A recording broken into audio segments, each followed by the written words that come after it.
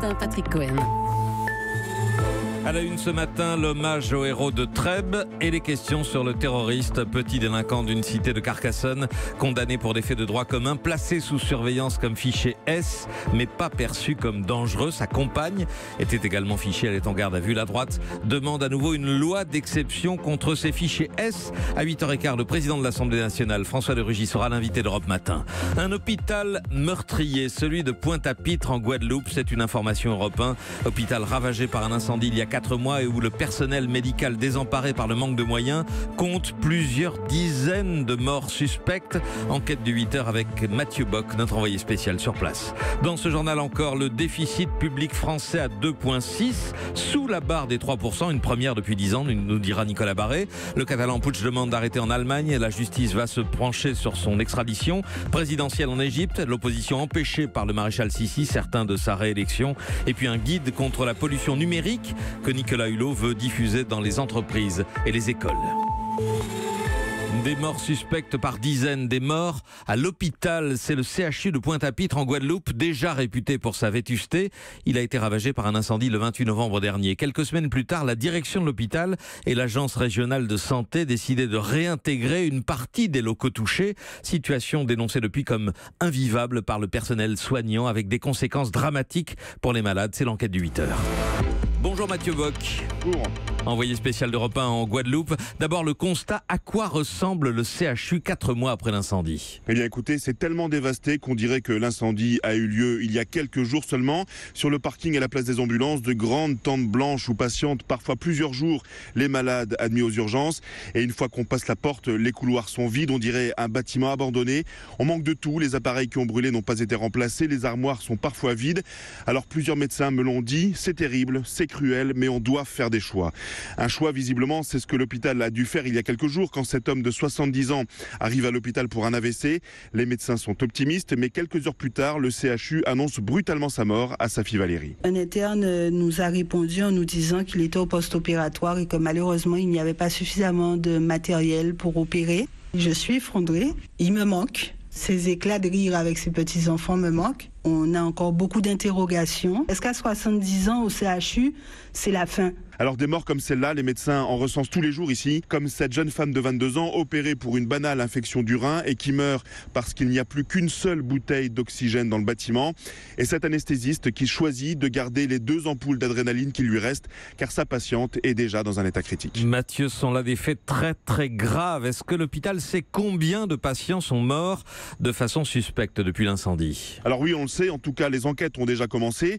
D'abord celle des syndicats. Gaby Clavier du collectif de défense du CHU avance un chiffre de 43 décès supplémentaires en 2 mois et demi, soit une augmentation de 31% par rapport à la même période l'année dernière. On comptabilise plus de 40 morts en plus dans tous les services du CHU. Ce que nous observons également, c'est des malades qui ne viennent pas en soins. Ce que nous observons également, c'est la durée des avis d'obsèques en Guadeloupe. Il y a vraiment une surmortalité qu'on ne peut pas qualifier, mais les professionnels du terrain sont interpellés. Alors ici, on parle clairement de médecine de guerre. C'est pour cela que la nouvelle directrice de l'Agence régionale de santé a été choisie. Valérie Denux est médecin militaire. Elle aussi a lancé une enquête. Il y a effectivement un sentiment probable de certaines pertes de chance. Mon objectif, c'est que d'ici fin avril, je puisse avoir une visibilité la meilleure possible. Et je peux vous donner les chiffres que va faire remonter le service de néonatologie. On parle ici des nouveau-nés, des prématurés.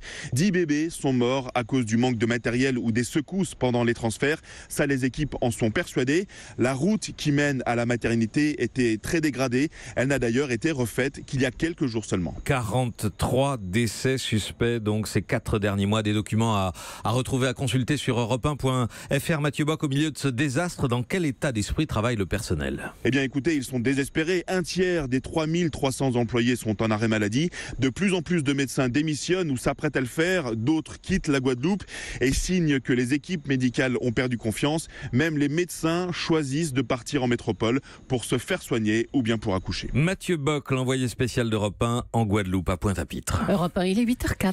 Attentat évitable, y a-t-il eu défaillance de l'État? Comme à chaque attentat depuis 2015, les mêmes questions, notamment sur le sort des fichés S, ces individus sous surveillance, mais qui, pour la plupart, n'ont commis aucun délit. À droite, le responsable LR, Geoffroy Didier, réclame à nouveau une loi d'exception pour mettre, dit-il, hors d'état de nuire les plus dangereux.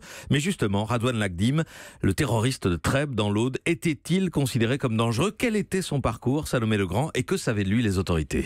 Eh bien, il le savait, radicalisé depuis plusieurs années. Il habitait la cité aux Anames de Carcassonne, bien connu des services de renseignement. Ils y avaient déjà plusieurs cibles et en 2014, âgé d'un peu plus de 20 ans, Radouane Lagdim se met à fréquenter des islamistes de la mouvance salafiste radicale.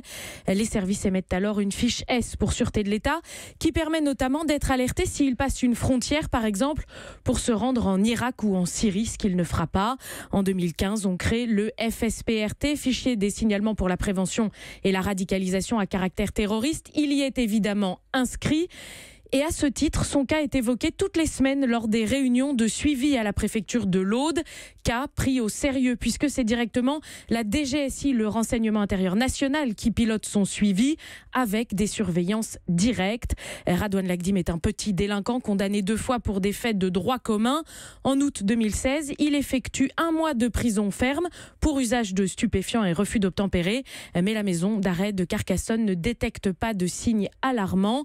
À sa sortie, l'homme est toujours sous surveillance active, mais en l'absence d'éléments probants, la cellule départementale décide d'abaisser le suivi d'un cran, de le mettre en veille pour se consacrer à d'autres objectifs qui semblent, eux, plus dangereux. Salomé Legrand du service police-justice d'Europe 1.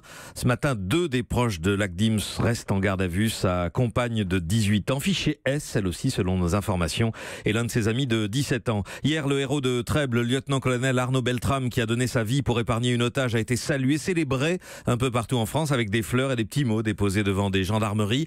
Le lieutenant-colonel Le Jariel des Châtelets, commandant l'école militaire interarmes, connaissait Arnaud Beltrame depuis 20 ans, depuis leur entrée en commun à Saint-Cyr. L'acte d'Arnaud m'a pas surpris parce que il illustre pleinement la personnalité d'Arnaud, c'est-à-dire cette générosité. Il était notre major, un major de promotion, donc c'est quand même le meilleur d'entre nous. Et malgré cette position un peu particulière d'être le premier, il restait très humble, très généreux, très altruiste et qui n'était jamais avare de filer un coup de main.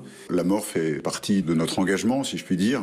On s'engage pour servir la France. Et on accepte que la mort fasse partie de notre paysage. Il a délibérément consenti à mettre sa vie en jeu et même la donner pour sauver la vie d'un de ses concitoyens. C'est de la générosité ultime. Propos recueillis par Martin Fenot. L'attentat de Trèbes et ses conséquences, on y revient avec le président de l'Assemblée, François de Rugy, notre invité après ce journal. La politique, c'est encore 2 résultats de législatives partielles. Dans le Loiret, le maire LR de Montargis, Jean-Pierre Dor, très largement réélu avec 6000 voix d'avance contre 8 voix en juin dernier face à la candidate macroniste. En revanche, à Mayotte, c'est la candidate soutenue par La République En Marche, Ramlati Ali, qui gagne de 1500 voix devant son rival LR, soutenu par le Front National. Une bonne nouvelle, on vous le disait, pour le gouvernement, que l'INSEE vient d'annoncer, Nicolas Barret, le déficit public est revenu à 2,6% l'an dernier. Oui, c'est la première fois depuis 10 ans que nous sommes sous la barre des 3%. La baisse est spectaculaire. On était à 3,4% en 2016 et 3,6% en 2015. C'est donc une bonne nouvelle. Et pourtant, nous dit l'INSEE, les dépenses publiques progressent et même accélèrent, plus 2,5%.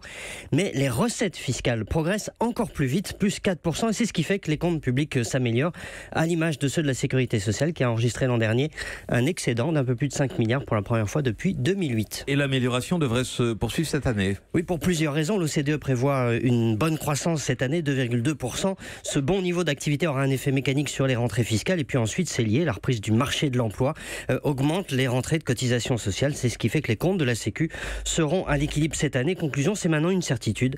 La France va sortir de la procédure de déficit excessif qui nous plaçait sous la surveillance de Bruxelles. Seule l'Espagne y sera encore. Merci Nicolas Barret des Échos. Europe 1. Il est 8h10, Patrick Cohen. C'est un immense pays appelé aux urnes aujourd'hui. 60 millions d'électeurs égyptiens doivent élire leur futur président, mais c'est une mascarade puisque face à l'ex-maréchal Sissi qui brigue un 2e mandat de 4 ans, tous les candidats sauf un ont été invalidés. L'opposition appelle au boycott du scrutin. Europe 1 au Caire, Ariane Lavrieux. En voyant les affiches du président Sissi recouvrir la capitale et toute la place Tahrir, Carolus fulmine. Ce jeune copte actif pendant la révolution restera chez lui aujourd'hui. C'est tellement ridicule et tellement inutile d'y aller. Sisi est sûr de gagner, l'autre candidat inconnu est une marionnette. Ce serait une honte de voter pour lui. Et même si je vote blanc, il pourrait utiliser mon vote pour dire « Hey, regardez, ça montre qu'il y a beaucoup de gens qui ont voté ». L'opposant Anwar El-Sadat, neveu de l'ancien président du même nom, a failli se présenter contre Sisi, mais sous la pression des services de sécurité, il a renoncé. On avait peur pour les gens qui nous soutenaient. Il faut dire qu'ils ont été un peu menacés. On leur a dit, si tu lui donnes ton parrainage, toi et ta famille, vous aurez des problèmes. Moi, j'étais élu sous Moubarak et la politique était sous contrôle, mais il y avait un peu de place pour l'opposition au moins. Là, ça s'est rétréci. S'il préfère voter nul plutôt que s'abstenir, 150 autres figures de l'opposition et 7 petits partis de gauche appellent clairement à boycotter l'élection. Au Caire, Ariane Lavrieux, Europe 1. Carlos Puigdemont sera présenté aujourd'hui à un juge allemand qui va décider de son éventuelle remise à l'Espagne où il est poursuivi. Hier en Catalogne, des milliers de militants indépendantistes en colère ont affronté la police. 90 blessés légers, dont 22 policiers. Et puis en Sibérie, l'incendie d'un centre commercial a fait 53 morts et de nombreux disparus, indiquent à l'instant les agences russes. Envoyer un mail avec une pièce jointe équivaut à laisser une ampoule allumée pendant 24 heures. C'est ce qu'on appelle la pollution numérique. Et pour nous sensibiliser à cela, Nicolas Hulot va lancer avant l'été un guide des bonnes pratiques, un guide écolo geek. Information Europe 1, Laure d'Autriche. Ce guide écolo pourra être distribué dans les entreprises et dans les écoles. À l'intérieur, tous les bons conseils pour réduire la pollution qu'on émet lorsque l'on est sur son ordinateur ou sur son téléphone portable. Imaginez, envoyer un mail avec une pièce jointe, c'est comme laisser une ampoule allumée pendant 24 heures. 1 heure de vidéo sur votre smartphone représente la même consommation qu'un frigidaire pendant 1 an. Toute cette pollution est encore méconnue, voire invisible pour la plupart des gens, explique le ministre Nicolas Hulot. C'est même presque le sentiment inverse que l'on a, c'est qu'on pense que dès lors qu'on utilise un ordinateur, on envoie des mails, etc., on a plutôt ce sentiment contraire que c'est plutôt bénéfique pour la planète. On va dicter un écolo-guide. Il y a tout un tas d'astuces qui pourra permettre pour tout un chacun de réduire massivement son empreinte climatique. En attendant, pour polluer moins, les spécialistes conseillent de vider chaque soir sa corbeille à mail sur son ordinateur et d'éviter de mettre plusieurs personnes en copie lorsqu'on envoie un courriel, car un mail envoyé à 10 personnes en même temps multiplie par 4 la pollution numérique. C'était Laure d'Autriche, évidemment. Europe 1.